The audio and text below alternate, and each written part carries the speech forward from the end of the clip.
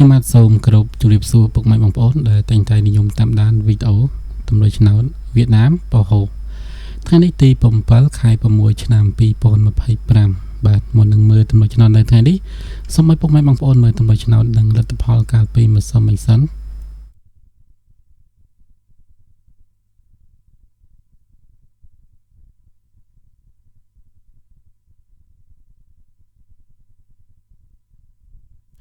បាទជាងកាលពីម្សិលមិញបោះហូនៅជួរទី1បាទជាមួយនឹងប៉ោអា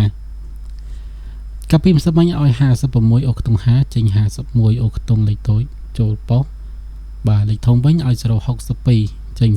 064បាទឡើងចុះពី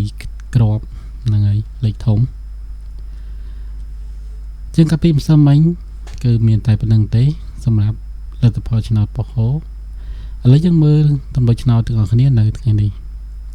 ដែរគឺមាន04 18 29 53និង76លេខធំវិញ108 275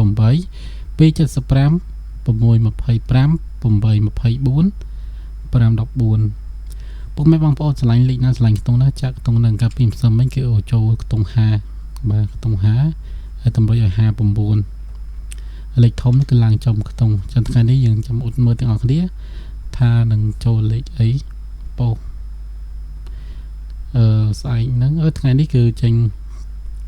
ទៅជួរទី2បាទថ្ងៃសៅរ៍អាទិត្យជួរទី2ច័ន្ទគៀទី2ដែរពុធពហុជួរទី3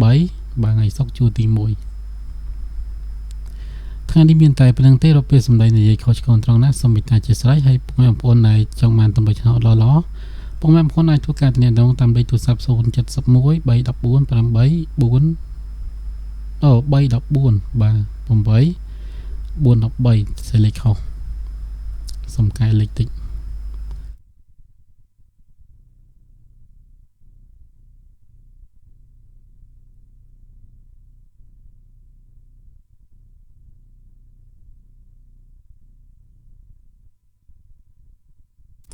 បាទហើយសម្រាប់លេខ Telegram វិញគឺ092 24 21និង32បងប្អូនអាចទំនាក់ទំនងតាម account Telegram ក៏បានដែរគឺប្រើលេខ092ជួបគ្នាម្ដងទៀតនៅថ្ងៃស្អែកពេលវេលានឹងមកដែរសូមអរគុណសូមជម្រាបលា